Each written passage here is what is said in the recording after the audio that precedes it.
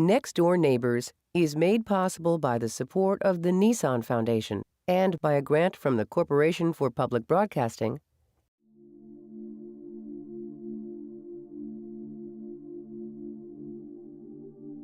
It was horrible being out of the country as a refugee and living under the camp for around 20 years. Now I realize we lived in kind of like hell. Yam Dangi grew up in exile from his native Bhutan in a Nepalese refugee camp. Like in one camp, there was around 20 to 30,000 people. All in all, around 120,000 Bhutanese people resided in 7 camps in Nepal. It was awful, to be honest. You can't imagine with a life without electricity, without AC, I mean nothing. And nothing is basically what Yam and his family had in 2009 when they arrived in Nashville. Fortunately, relief was waiting for them. Relief Nashville started in 1987. We're part of a larger organization that's both got U.S. ministries and international, and World Relief decided to open an office here because of the number of internationals that were coming to the city. Most of our client base come through the United States Department of State and are coming through specific programs, and so they're identified by the federal government.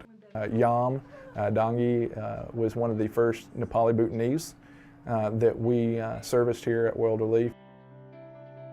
Our reception and placement program works with refugees when they first arrive. We help provide housing, get their children enrolled in school, help them apply for benefits that they're eligible for, enroll them in English classes either taught by our office or by other establishments and organizations throughout the city.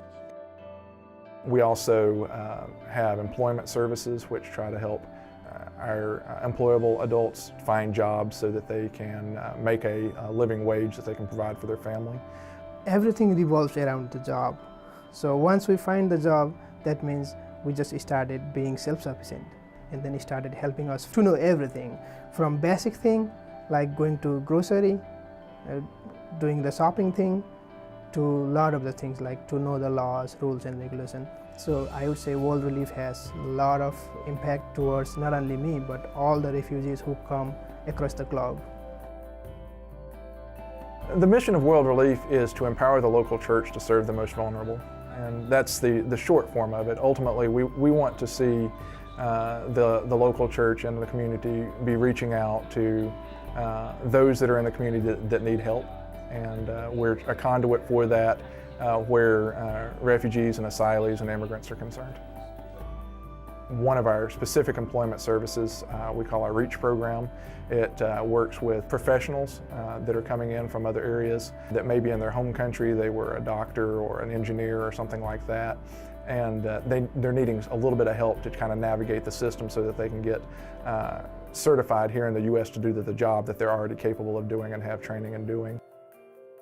As a refugee and a microbiologist from Iraq, Muthana Al-Anzi would seem like an ideal candidate for World Relief's REACH program. Instead, he chose to use his language skills to help others like himself as a caseworker with World Relief. There are a lot of microbiologists here, but few people who can speak a second language and help those people who come as refugees, asylees, and calling US as their home. Language barrier is one of the barriers we have in the social work, and I can help those people more in this country faster with my ability and my cultural advice to them. We have so many people waiting for a job for 6 to 8 months, and they have families and they're worried about all these federal financial support is temporary up to 8 months, and after that what they can do without a job.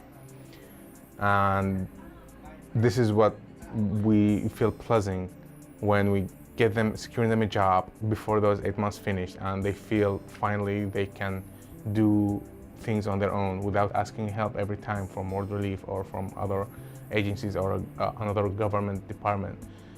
Now they can work and they can support their family without help. Now they can feel like, okay, I'm standing on my feet.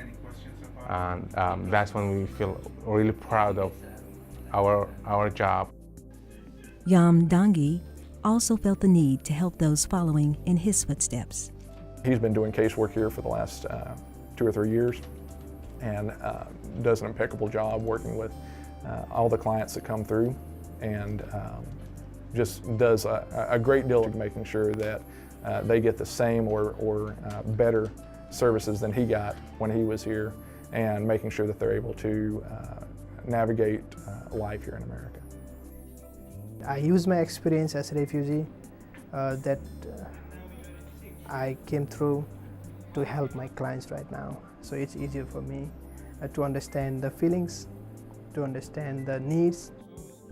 When I talk to them and when I find them very depressed and in a sad mood, I tell them not to worry, because one day everything will be good. There will be caseworker, there will be friend, there will be relatives, there will be agency to support you. So that is the main reason I like my job, because I get to work with the people with the same background as me. The reason I'm staying with World Relief, because the love they show when I was a client, and the tremendous passion they show me and show my family. The vision of World Relief is to empower the local church to serve the most vulnerable. Me and my family were among the most vulnerable when we first came in here. I didn't have anything with me. That was like starting all over. I'm very grateful to World Relief and its family and what World Relief is doing. And most of the refugees, after they finish the program, they're gonna tell you, we want to pay back, how we can help. And people come back as volunteers, people come to help interpretation, people donate just to keep feeling they are in the same circle and helping our organization, because they feel they're gonna help the next refugee coming, and that refugee gonna help the next one, and so on and on. And I feel that in my heart, and that's why I do my best to help others, not just refugees, but the community I'm living with right now.